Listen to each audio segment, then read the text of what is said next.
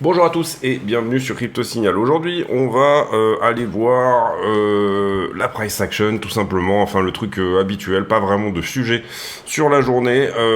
Et voilà, vous allez voir que ici on a eu le retracement qu'on attendait un petit peu, donc on va essayer de réfléchir quels peuvent être les points pour TP, éventuellement re-rentrer longue sur des scénarios haussiers, etc. Sur le daily, c'est plutôt propre.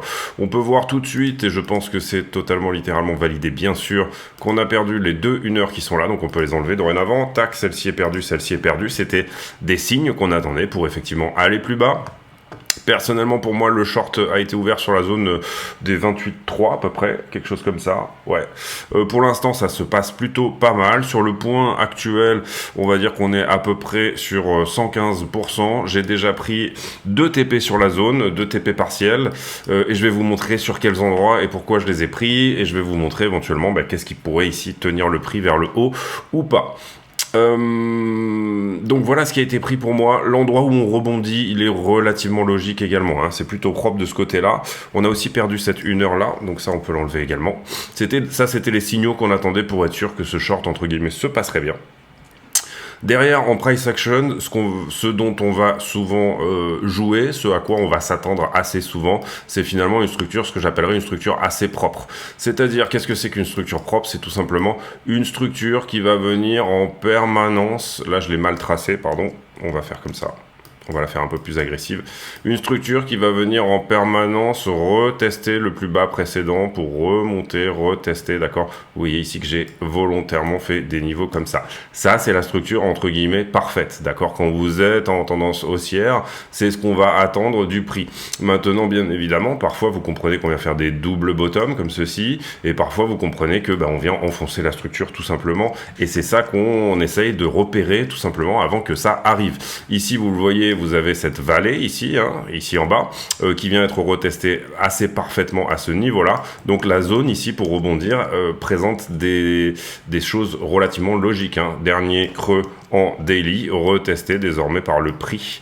Tout à fait logique qu'on ait une forme de rebond ici. Alors j'ai pas ouvert ce long en parallèle, dommage, parce qu'effectivement on a eu 400 $ vers le haut, c'était plutôt pas mal, mais d'une certaine manière, vous voyez que c'est très propre ici, à quelques dollars près, on vient attaquer finalement cette vallée frontside. Backside, ça voudrait dire aller la chercher ici, d'accord? Et totalement, bien entendu, au fond du fond de la structure, ça aurait été ici. Et ensuite, vous vous rappelez hier qu'on a dit, pour moi, ça c'est du bruit. Pourquoi c'est du bruit? Parce que ce que je regarde, c'est, on va dire, la structure weekly, daily, peu importe comment vous l'appelez. Ici, je n'ai pas eu de plus haut entre les deux, d'accord? Vous voyez que ce plus haut est plus bas que le précédent. Donc, je considère que ce creux-là, là, ici, est un creux mineur. Le creux majeur, pour moi, il est là, d'accord? Donc, on a des possibilités ici d'aller jusque-là. C'est tout simple. Ici, zone de TP. D'abord, première zone de TP, tout petit TP ici, sous la structure précédente. Je vais vous montrer dans des plus petites time frames, ça va être plus clair. Première zone de TP sous cette structure-là, logique d'en prendre un premier ici dans la zone. Deuxième zone de TP sur le haut de la vallée, on va dire que c'est un TP opportuniste, on est en plus sur la trend, vous le voyez, la trend 4 heures ici, donc c'était une zone où il fallait prendre quelque chose. Ensuite, derrière, troisième TP, il sera sous la structure précédente, c'est toujours la même chose, et vous auriez potentiellement un quatrième TP ici, à venir chercher. Alors là, pour moi, sous la structure et sous le creux, vous le voyez, la vallée qui est ici, c'est à peu près le même endroit, donc on prend la même zone ici, et puis dernier TP ici. On laisse derrière un runner d'une petite dizaine de pourcents au cas où on perde la structure entièrement et qu'on vienne revisiter sous les 24 100. Donc relativement simple, il n'y a pas encore une fois à réinventer la roue, on suit ce que fait la structure et en fonction de ça, on joue des probabilités, hein. C'est un petit peu comme au poker ou voilà, je sais pas s'il y en a qui font, moi je suis pas du tout pari sportif ou ce genre de choses, mais je sais qu'il y a des gens qui performent très bien en pari sportif, et c'est exactement toujours la même chose comme en boxe, on ne baisse pas sa garde, on peut toujours ici aller dévisser sous la structure, tout comme on peut, si jamais là vous aviez par exemple placé des TP TP et que là on rebondit et on revient prendre en haut de la structure ici, si vous aviez placé un seul TP ici, vous auriez d'une certaine manière baissé votre garde, vous auriez fait un défaut, un excès d'orgueil. Voilà, c'est ça que j'oserais apprendre, que j'oserais aborder comme idée. Certains ici vont dire bah tu prends TP trop vite, etc. Bah, moi c'est ça qui fait que sur le long terme je suis rentable en fait, tout simplement. Donc c'est des choses que je m'oblige à faire, c'est-à-dire défalquer ma position, même si là elle est petite. Vous vous rappelez ici qu'on avait dit on rentre, donc on est rentré ici à 28 280 à peu près, par là. On avait dit on rentre et on est prêt à défendre cette position vers le haut. Qu'est-ce que ça veut dire? Ça veut dire qu'effectivement on a pris un risque conséquent sur ce mouvement-là, et que derrière, en venant TP ici une partie également, bah, finalement on réduit le R qu'on est en train de jouer. Ça, je suis d'accord avec ça. C'est-à-dire qu'au final, on va dire que ce trade va nous rapporter probablement, étant donné notre prudence, quelque chose comme du 1,5 R, mais moi j'ai aucun problème avec ça, et encore une fois c'est grâce à ça que je suis rentable sur le long terme, donc je continue à cultiver ceci. Donc rebond logique ici. Pourquoi? Parce qu'on avait la trend, on avait également cette trend là qui est retestée, ok, donc désormais c'est un support. On avait également cette trend là en 4 heures, et on avait la vallée comme je vous l'ai expliqué tout à l'heure. Donc la zone ici est totalement logique pour faire à minima un retracement haussier, en tout cas avoir une forme de réaction, et puis après on verra si ça dégage en dessous, ou alors si ça revient choper le top, auquel cas on aura renforcé à nouveau notre position puisqu'on a laissé nos ordres ici en haut, et ainsi de suite, hein. Voilà, c'est vraiment pas compliqué. Voilà, du coup on a fait du technique sur le 4 heures au travers du trade management. On peut voir ici quelque chose d'intéressant, je pense, en tout cas ça saute pas mal aux yeux. Hop, on va y arriver. Voilà, quelque chose comme ceci. Voilà, peut-être un élargissement ici, vous le voyez, dans cette montée qui tiendrait la 4 heures, qui viendrait nous dire, en général, on a des élargissements en 5, parfois une rotation partielle, je vous le rappelle, pour ceux qui suivent la chaîne, eh bien, vous savez que... pardon, voilà. Pour ceux qui suivent la chaîne régulièrement, on aurait 1, 2, 3, 4, 5, et ça sous-entend qu'on va venir en bas de la structure. Maintenant, élargissement ascendant, attention. Déjà, on peut faire une rotation partielle ici un peu plus haut. Ça, c'est la première chose. Deuxième chose, attention, parce que c'est pas extrêmement souvent qu'on atteint les targets. D'où cette idée de ne pas tout jouer avec une prise ici, sous le fait d'aller sous la structure, sous les 25,8, je dirais. Attention.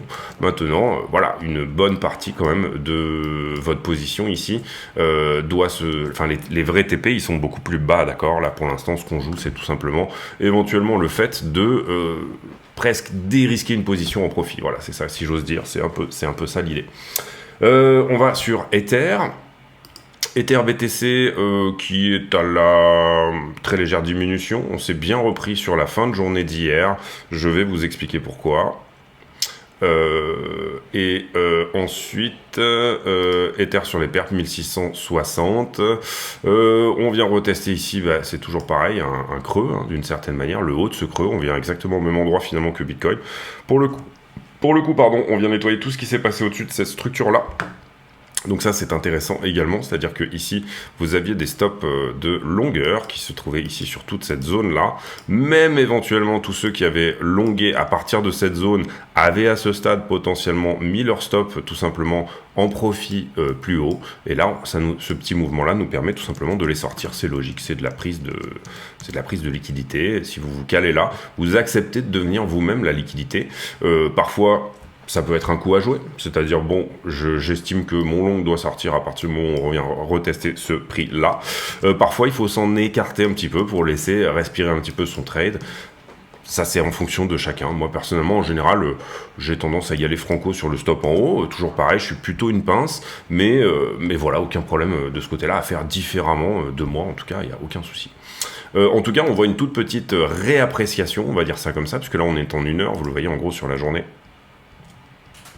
Ether BTC qui était en train d'enfoncer, et vous voyez que sur la fin de journée d'hier, eh bien on a réaccéléré vers le haut sur Ether BTC parce qu'il y a eu une news, et quelle est-elle? On va passer sur les news. Je pense pas qu'on va faire le total 3, il n'y a pas, non, ça n'a pas beaucoup bougé.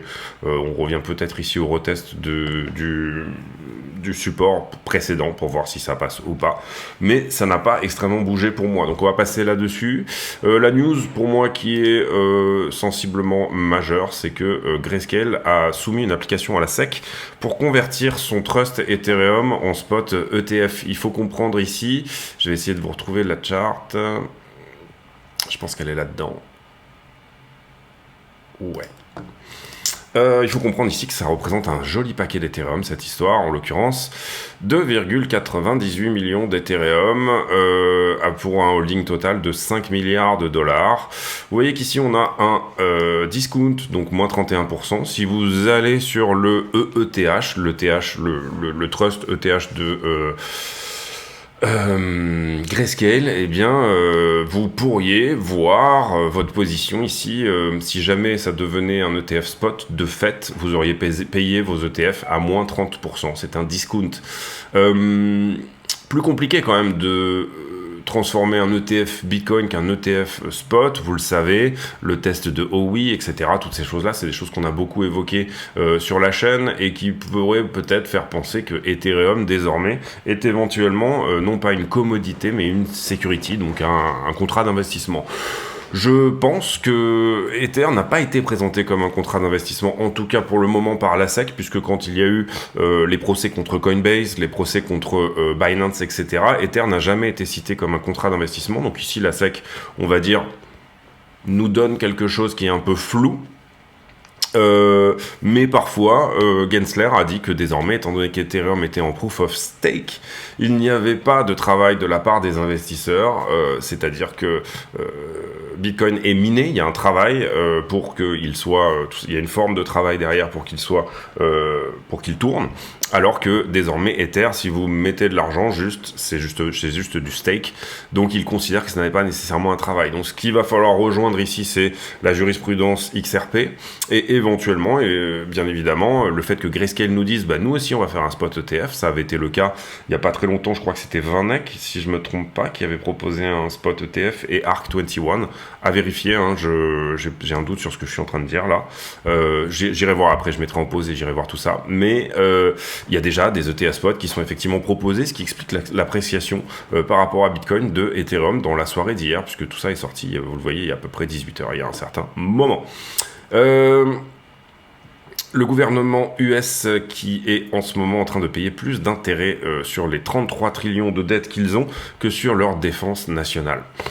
Honda qui accepterait le Bitcoin et l'Ethereum, alors là, à mettre entre parenthèses, c'est pas réellement ça, c'est plus le partenaire de paiement qu'utilise Honda qui ici est potentiellement en train de d'accepter le Bitcoin et Ethereum comme moyen de paiement. Donc attention aux faux amis, ça n'est pas réellement une volonté de Honda directement, on va dire, mais en tout cas vous pourrez payer désormais vos voitures, ces voitures japonaises en Bitcoin Ethereum. Pas grand-chose sur nos amis de Wall Street Journal. Enfin, nos amis, on peut pas vraiment dire, parce que Wall Street Journal, c'est Jeff Bezos. Je sais pas si Jeff Bezos, c'est un copain. On verra. Enfin, bon, bref. Désastre FTX, les 8 milliards perdus seraient dus à une erreur d'arrondi. Alors, ça, c'est assez marrant, quand même. En ce moment, c'est le procès de SBF, donc on a le droit à tous les jours des choses marrantes. Ici, en l'occurrence, je propose qu'on fasse une erreur d'arrondi sur sa peine de prison, hein, puisqu'on en est là. Derrière le géant bancaire UBS qui lance un fonds tokenisé grâce à Ethereum, ça c'est intéressant. Ça, les banques, grosses banques, on va dire européennes, Union des banques suisses qui se lancent sur de la tokenisation d'assets du monde réel. Bitcoin qui doit... Parce que en fait, la tokenisation d'assets du monde réel, c'est quelque chose qui ne peut fonctionner que s'il y a des liquidités en face. Ça veut dire que vous avez des market makers, imaginons, on va dire, pour prendre l'exemple le plus simple, on fait un indice S&P 500 décentralisé que vous pouvez trader 24/24. Il va falloir ici qu'il y ait énormément de liquidités pour que tout simplement ça suive les futurs et même que pendant le week-end, on va dire, puisque ça va coter le week-end du coup, alors que les futurs sur SP500 ne cotent pas le week-end, eh ben, il va falloir que ça se remette d'aplomb le lundi. Donc, ça va être quelque chose qui va avoir besoin d'énormément de market makers, de liquidité, de volonté de la part des acteurs du marché d'insérer de la liquidité dedans pour tout simplement que les choses se balancent les unes les autres. Vous ne pouvez pas avoir un contrat sur le S&P 500, je dis une bêtise, mais sur DYDX ou autre, ou n'importe quel, même chez le UBS par exemple, qui va monter de 500 points dans la nuit, alors que tous les autres restent au même endroit. Donc c'est des choses où il va falloir des forces d'arbitrage qui nous échappent et qui doivent être extrêmement importantes. Donc tout ça ne pourra fonctionner que s'il y a un afflux massif de liquidités sur cette idée-là. Visiblement, BlackRock est plutôt pour, donc pourquoi pas. BlackRock, c'est typiquement de la liquidité, mais bon, voilà, on va voir. Les avocats de SBF, on en a tous les jours du SBF aujourd'hui, qui essayent de bloquer des témoins ukrainiens de faire leur témoignage. Et on a des choses qui sont pas très claires au niveau de l'Ukraine, au niveau de FTX et au niveau de l'administration Biden en même temps. Est-ce que la crypto ici n'a pas servi ? On sait que l'Ukraine n'est pas un modèle d'honnêteté en termes de politique. On sait que c'est même probablement un des pays les plus atteints par la corruption des politiques. Et donc là, effectivement, le fait qu'ils empêchent des Ukrainiens de venir témoigner, eh bien, on dit long sur ce qui a pu se passer entre les uns et les autres au moment où on avait encore FTX qui était dans les draps de Joe Biden. Donc on va voir ça et on va voir comment tout ça se met en face. Mais peut-être qu'il y a ici des choses plus importantes que ce qu'on pourrait penser qui se sont passées avec FTX au moment où ils existaient, à savoir une forme potentiellement de détournement de fonds / corruption. Les ETF futurs, ça y est, on en a parlé hier déjà, mais ça y est, ils sont dans les tuyaux. On a effectivement des ETF futurs sur Ethereum, donc la première pierre ici pour des ETF Ethereum est posée. Coinbase qui obtient la licence de la part d'une banque de Singapour et qui voit Singapour comme un marché vital, bien évidemment, l'Asie. Ici, le British Pound qui a eu son plus pire mois depuis 1 an et les stratèges qui pensent que ça va aller encore plus loin. Ici, on a beaucoup insisté hier sur le calendrier économique, donc on va pas refaire l'histoire aujourd'hui. Calendrier économique de la semaine. Et sur MarketWatch, on n'a pas grand-chose à dire là-dessus. Bon, il faut savoir, pour ceux qui ont du Tesla, ils ont posté ici les productions du quarter 3, donc du 3e trimestre, et c'est pas exceptionnel, ils sont en dessous des targets, donc Tesla qui potentiellement pourrait nous poster des mauvais earnings. Vous comprenez qu'on a fini un trimestre, là, donc on va arriver dans une session de earnings. Il va y avoir ici les entreprises vont poster leurs bénéfices et ça va être quelque chose d'extrêmement intéressant pour le reste du marché, notamment Nasdaq, S&P 500. 100 millions de liquidés hier, c'est beaucoup par rapport à une action de prix qui n'a pas non plus été incroyable. On a liquidé principalement du long. Vous le voyez qu'on a ici tous ceux qui s'étaient accrochés, on va dire, à l'échelle. On va dire que les licos étaient en train de partir et vous avez les derniers qui accrochent l'échelle. Eh bien, on a été obligé de...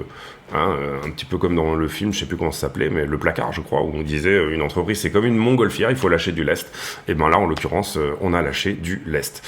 J'en profite pour vous dire de ne pas hésiter à vous abonner, activer la cloche des notifications, éventuellement venir nous rejoindre sur le Discord, dont le lien est en description de la vidéo, mettre un like, et ça c'est super important, c'est je pense les 3 ou 4 secondes qui permettent un juste retour si jamais vous appréciez le contenu, ou en tout cas que même vous en bénéficiez, quoi qu'il en soit.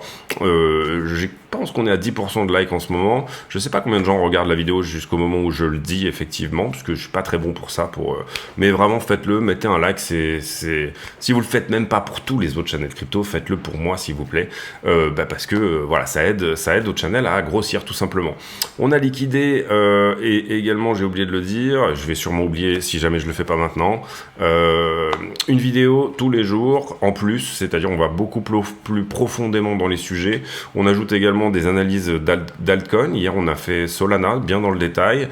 Et puis, pas mal de choses également sur, on va dire, de la liquidité, des tutos, du trade management, du risk management, des systèmes de trading. Là, je prépare un gros tuto sur ICT que je pense je vais laisser en privé pendant un moment. Et puis ensuite, peut-être que je le mettrai en public, je sais pas. Et puis, voilà, donc vraiment des vidéos dédiées pour vous renseigner là-dessus. Cliquez sur le bouton rejoindre là sous la vidéo ou alors venez vous renseigner sur le Discord. 60 millions sur Bitcoin Ethereum, donc à peu près 60%. C'est plutôt logique. On voit des alts qui ici, en termes d'intérêt, sont un peu plus en perte de vitesse qu'autre chose.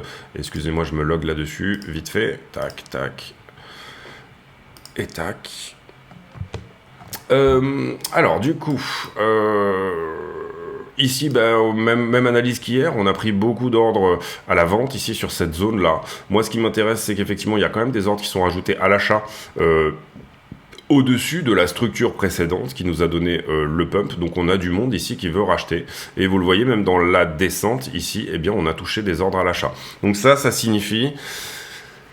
Parfois, vous avez des bull runs qui commencent par un mouvement de liquidité, et ensuite, vous avez des gens qui courent derrière le prix, et qui du coup se disent « Ah ben merde, je suis pas dedans, etc. » Et c'est ça qui peut vous donner éventuellement une forme d'escalier. Cette espèce d'escalier que donne un rallye haussier, tout simplement. Donc, pour le moment, l'analyse d'hier, et vous le comprenez, et je ne dis pas que c'est nécessairement le cas ici, mais en tout cas sur l'order flow ici, sur le carnet d'ordre, on voit que c'est intéressant dans ce sens-là. Ici, vous le voyez, j'ai en gros mon potentiel range, on va dire, du moment. Beaucoup d'ordres à la vente qui sont pris ici, et finalement j'ai pas mal d'ordres à l'achat qui se faxent au-dessus de la structure. C'est-à-dire que des ordres qui étaient peut-être présents là, vous voyez qu'on a des ordres qui disparaissent ici, finalement se disent je vais acheter plus haut, c'est pas grave, ma target initiale d'achat ne sera pas touchée, donc on a des centaines de bitcoins ici qui commencent à vouloir acheter plus haut. Après, ici par contre, en revanche, dans les ordres à la vente, oui j'ai celui-ci qui est apparu, mais vous voyez qu'au-dessus de la structure, il ne bouge pas trop. Donc ça veut dire que le sentiment au spot est plutôt haussier. En tout cas, ces petits mouvements doivent vous mettre la puce à l'oreille sur ce genre de choses. Ça ne veut pas dire nécessairement qu'on va faire du push tout le long, mais ça veut dire que le marché commence à penser que ça pourrait être le cas. On est ici sur les marchés en levier, sur BTC. Vous voyez qu'on a pris les deux niveaux. On avait fait la vidéo par ici, donc ça c'est bon. Ici, on a été quand même pas mal short. On peut peut-être se dire que ça, c'est shorté. Pourquoi? Parce que augmentation du prix, augmentation de l'open interest, mais diminution du funding. Donc, ce qu'on va faire, c'est que celui-là, on va le passer comme ça. Derrière, tac, on pète en bas ici. Beaucoup longué, hein, vous le voyez, c'est l'inverse, là. J'ai un prix qui descend. Bon, oui, on liquide du contrat, c'est normal. Si jamais on liquidait du contrat, on devrait passer dans du funding négatif, vous êtes d'accord avec moi? Et à l'inverse, toutes ces liquidations de contrats nous emmènent quand même à un funding positif. Ça veut dire que toutes les ouvertures de position ici, sur le premier rebond venu, eh bien sont venues se faire en longue, ok? Tout simplement. Donc, qu'est-ce que ça veut dire ici? Je pense que j'ai un gros niveau à prendre. Si j'arrive à effacer, voilà. J'ai un gros niveau à prendre sous la structure pour moi, et là, je dis que c'est suffisamment long et profond en termes d'anomalie, entre guillemets, pour qu'on puisse mettre un 2 pixels là-dessus. D'accord. J'espère que vous comprenez les mécanismes ici. Hein. Derrière, qu'est-ce qu'on a? Plutôt du short en l'occurrence, vous le voyez, une structure qui est très légèrement haussière, de l'open interest qui augmente, et ici du short au moins jusque là. Donc on peut estimer que on pourrait passer ici au-dessus de la structure. Quand je dis la structure, c'est celle-ci, la toute petite, et se positionner comme ceci. Voilà pour moi les niveaux intéressants. Tac. Et un peu de longue ici sur le bas aussi, donc on pourrait rajouter éventuellement un trétillé juste là. Donc il serait rouge, trétillé. Ok. Alors oui, là on m'a dit, si tu changes de time frame, tu pourras sauver maintenant. Merci à celui qui m'a donné ce petit tips, parce que eh bien c'était vraiment chiant de ne pas pouvoir sauver, et j'ai pas pensé effectivement à cette idée de changer de time frame tout simplement. Demande au spot, on en avait parlé hier. Vous vous rappelez qu'hier, qu'est-ce qu'on a dit? On a dit un retour en spread positif, ici. Une trend sur le spot CVD qui est dans le plus. C'est bien. Maintenant, ce qu'on veut pour que ce short fonctionne, eh bien, c'est tout simplement une trend d'achat au spot qui diminue. On veut du long qui rentre, et on veut... donc, c'est exactement ce qu'on a eu. Donc, c'est bien. Pour moi, il est probable que ceci ne soit qu'un retracement et que derrière on vienne chercher plus bas, notamment peut-être effectivement ce niveau des 26 851. On va voir si ce sera le cas. En tout cas pour le moment ça se passe pas trop mal, sauf inversion de sentiment, grosse nouvelle aujourd'hui ou autre chose. On va dire qu'on est plutôt dans le bon sens. Ethereum, c'est très propre également. Pour le coup, lui, il est venu chercher le 2 pixels qui était celui-ci et tous les points à la vente qu'on avait donné. Il n'a même pas donné de plus haut ici et vous voyez que c'est à ça que ça nous sert de faire les niveaux, à voir tout simplement les anomalies, etc., les différences. Derrière, j'ai un prix qui descend un funding qui augmente, donc j'aurais tendance à ajouter dans cette zone-là, notamment 2 pixels en short. Je pense que 1741 va être visité. On pourrait le caler à partir de là, vous le voyez, donc diminution du prix, augmentation de l'open interest. On pourrait le caler, on va même le caler tout en haut. Voilà, on va considérer que le 2 pixels, il est là. Ou oui, c'est ça, quelque part. En fait, il serait, oui, quelque part pas. Ouais, il est mieux là, pardon, excusez-moi. On va vraiment prendre ici l'entièreté du mouvement, à partir de quand on est shorté. Et vous voyez que, étant donné qu'ici on a fait un retracement haussier, on a liquidé une partie de ces shorts, mais on considère que pour moi, voilà, pour moi il est là, c'est plus logique. Derrière, le prix descend, le funding descend, en tout cas jusque ici. Donc ça c'est logique, pas d'anomalie. On est assez fortement longue, j'aurais tendance à dire à partir de là. Hop. Donc voilà, on peut effacer ces deux-là. Et ici, on est shorté à partir d'ici. Donc potentiellement, un tout petit niveau, on va le mettre en trétillé, à venir chercher par-dessus la structure. Donc là, je l'ai mis très légèrement au-dessus, en prenant un point de price action logique. Tac, on peut sauver ça, on va voir les bulles de liquidité. On est déjà à 25 minutes, je sais pas pourquoi je prends autant de temps en fait. Pourquoi je parle autant, c'est pas possible. Je pensais être à 17 ou 18. Alors, qu'est-ce qu'on voit ici sur les poches de liquidité? D'abord, on corrige. On corrige ici une bonne partie des longueurs. On avait un delta ici qui était autour de 13 milliards, je crois, peut-être un peu plus, 10 milliards. Et là, vous le voyez, parce qu'on enlève des chiffres aussi, hein, c'est 5 jours glissants, donc voilà. Et là, vous voyez qu'on est à 3. Donc ça, c'est intéressant. Est-ce que la correction est suffisante? Vous voyez qu'en tout cas, sur les grosses zones, on a pris la borne de liquidité qu'il y avait à prendre. Hein. C'est un peu ça l'idée. Derrière, on a une très belle poche de liquidité encore ici en dessous, et globalement on pourrait noter que je pense qu'on est à 26,8. Voilà, c'était le prix dont on a parlé tout à l'heure. Dès qu'il y a une grosse ouverture de position, vous voyez qu'on la sort en levier 100, si celle-ci est en levier 100, vous voyez qu'on la sort. Et puis on commence à construire de la jolie liquidité en haut. Donc attention, le rebond pourrait éventuellement reprendre le top ici. Je trouve pas que ça soit exceptionnel en termes de grosse liquidité en tout cas. Si jamais ce rebond doit s'arrêter au milieu, je dirais que 28,2 serait potentiellement un bon endroit pour s'arrêter, ou maintenant, c'est-à-dire on laisse gagner toute cette petite poche qu'il y a ici et on dégage vers le bas. Vous voyez d'ailleurs que, je vais y revenir après dans les petites time frames, mais la structure est plutôt vendeuse ici, hein. On a plutôt quelque chose qui liquide timidement ses shorters, mais qui accumule du stop de longueur, ok. Donc il y a, pour moi, voilà, entre la price action et il n'y a aucune différence entre price action, chartisme, toutes ces choses-là, c'est juste des manières de voir les choses. Et pour moi, c'est plus les time frames ici, la manière dont vous appréhendez les time frames qui est extrêmement importante. Ethereum, c'est intéressant, vous le voyez, parce qu'on est passé carrément, étant donné qu'on a bien corrigé ici, on est passé complètement en funding sur 5 jours, enfin en funding, en cumulatif delta entre shorter et longueur sur 5 jours, dans le négatif, plus de shorter désormais que de longueur. On a sorti cette grosse position là, on avait sorti celle-là directement sur la bougie, et on a une belle position à venir choper au top à 1776. Est-ce que c'était l'analyse qu'on en avait? Oui, on était haut, vous le voyez ici en fait, moi je l'ai pas mis sur le top, mais on va la laisser comme ça quand même. Voilà, est-ce que ça va être défendu? Est-ce que ces poches de liquidité, au moment où on arrive au contact, vont être défendues? C'est-à-dire qu'on les laisse se prendre, mais on augmente une position en défendant un prix de liquidation? Et ben, c'est un petit peu la question du moment, bien évidemment. Le 12 heures est le sentiment du moment, le sentiment sur Bitcoin. Je dirais qu'il est plutôt shorter à ce stade, vous le voyez, donc ça va plutôt dans le sens d'un retracement haussier. Quelle est la borne haute? Je dirais que le gros du jaune ici, il est à 28. On a parlé de 28,2 tout à l'heure pour un éventuel rebond, donc pourquoi pas? Et on est actuellement à 27,6, un petit peu plus je pense, excusez-moi. On est actuellement à 27,6, ouais. Donc plus 600 $, pourquoi pas, sur le prix, pourquoi pas. Aucune certitude là-dessus, mais pourquoi pas. Après, derrière, on est ici sur Ethereum, et à l'inverse, Ethereum est un peu plus longué que shorté, même si on a quand même de la valeur ici sur la zone. Sur la 7 jours sur Ether,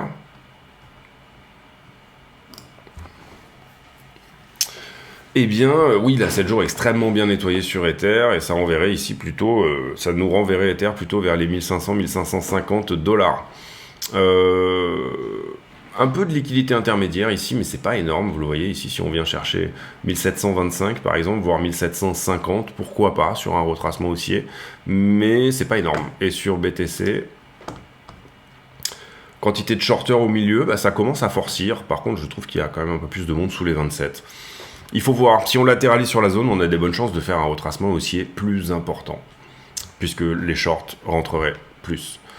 On va sur le prix et on fait la clôture de cette vidéo. J'en profite une nouvelle fois pour vous dire de mettre un like, vous abonner, éventuellement rejoindre sur le Discord et cliquer sur le bouton rejoindre sous la vidéo YouTube si vous voulez avoir les vidéos daily en privé.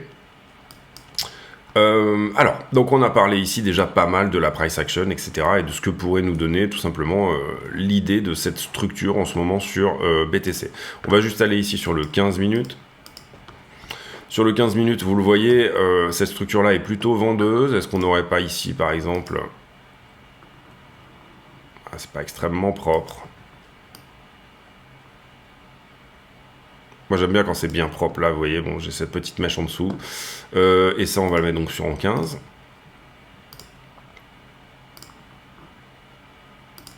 Quelque chose de cet acabit-là, c'est-à-dire 1, 2, 3, 4, 5 par exemple. Ici, revenir reprendre le top une dernière fois à 27, 6 et ensuite dégager en bas. Biseau ascendant, target égale le bas du biseau. Si on casse, hein, bien sûr, la Q. Alors, on a eu quelques structures vendeuses qui n'ont pas fonctionné dernièrement. Je ne sais pas si je vais les retrouver là. Ça, c'était assez vendeur, par exemple, vous le voyez. Ça, c'était typiquement une structure vendeuse. Et bah, vous voyez qu'en fait, on en sort tout simplement par le haut. Ça, également, c'était pas très joli. On en sort par le haut.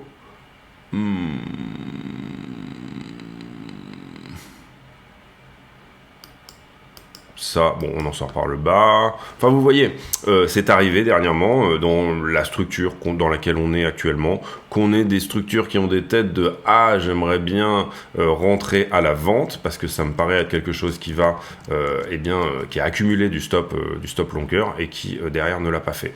Maintenant, si on commençait à faire quelque chose comme ceci... Moi, j'achète, hein, d'accord? C'est-à-dire, enfin, j'achète. Je veux dire, ça serait la logique normale. On descend, on recorrige une partie de la descente pour sortir les shorters retardataires, et derrière, on fait le mouvement suivant. On va refaire un tour juste sur la liquidité, parce que j'ai un petit trou de mémoire. On va aller sur BTC, pardon.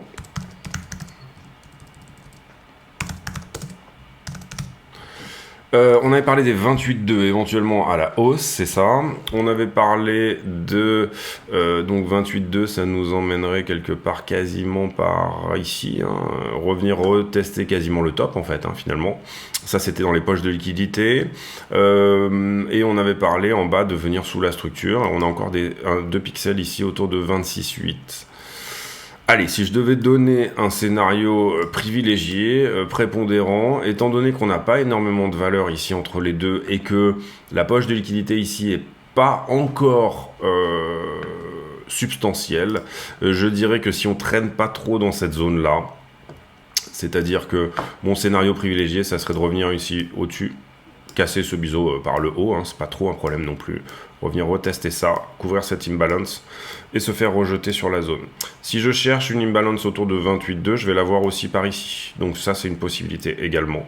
Mais je viserai plutôt celle d'en bas parce que ici, j'ai pas grand-chose en liquidité entre les deux qui va aider le prix, entre guillemets, à faire un short squeeze. C'est possible, sincèrement, que ces niveaux-là y aillent. Pour le moment, je reste baissier, moi, en ce qui me concerne. Il est tout à fait possible qu'on revienne au-dessus de la structure, bien évidemment. Mais pour le moment, je reste baissier. Et peut-être même potentiellement, juste tout simplement, donner ce biseau. C'est-à-dire aller chercher ce niveau-là, littéralement backside, ici, ne pas couvrir toute l'imbalance. Donner ce biseau, un retour ici. Et puis ce sera déjà pas mal, on va dire. Après, pour moi, donc les targets suivantes, je les ai données hein, tout à l'heure au début de la vidéo, donc c'est pas la peine de se répéter pour du short. Je pense qu'une bonne grosse question à laquelle ici, qui se pose, c'est est-ce qu'on perd cette 4 heures? Vous voyez que d'ailleurs on pourrait l'affiner, hein, la 4 heures là ici sur le 15 minutes, on pourrait l'affiner un petit peu mieux. Moi j'aime bien les laisser comme ça, j'aime bien les laisser comme on les voit sur la 4 heures, pour j'aurais moins de précision, mais j'aime bien les laisser comme ça. Cela dit, vous avez tout à fait le droit. Ici, vous allez gagner en précision si vous vous mettez à faire des choses comme ça, un petit peu, à vraiment essayer d'avoir une bonne touche de partout, comme ceci, voilà, comme cela. Mais encore, je trouve qu'elle était même déjà plutôt proprement placée. Voilà, je pense que c'est tout pour cette vidéo. J'espère qu'elle vous aura plu. Si c'est le cas, n'hésitez pas à le dire dans les commentaires. J'ai pour habitude en fin de vidéo de poser une question à la con, c'est-à-dire une question qui n'a rien à voir avec le prix du Bitcoin. Et allez, question du jour.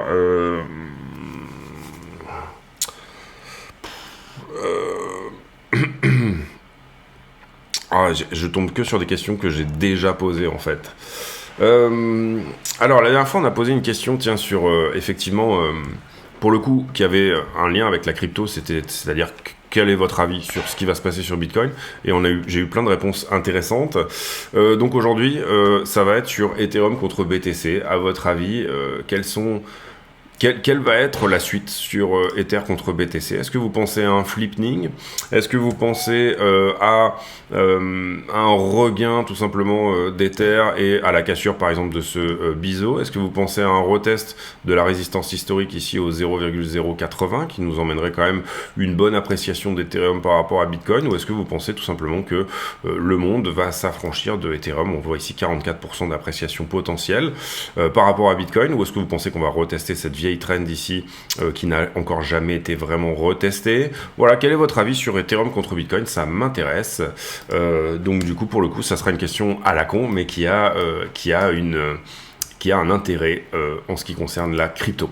Je vous laisse là-dessus. Je vous souhaite à tous une très bonne journée. On se retrouve demain. Merci pour votre perspicacité dans les commentaires, ça c'est une première chose. Merci pour votre écoute et toujours cette bienveillance. J'ai très peu de commentaires malveillants et ça c'est vraiment hyper appréciable. Je pense que j'ai le meilleur auditoire du monde puisque vous êtes capable de me supporter pendant désormais 36 minutes quasiment tous les jours. Je vous souhaite à tous une très bonne journée. On se retrouve demain. Portez-vous bien. Ciao.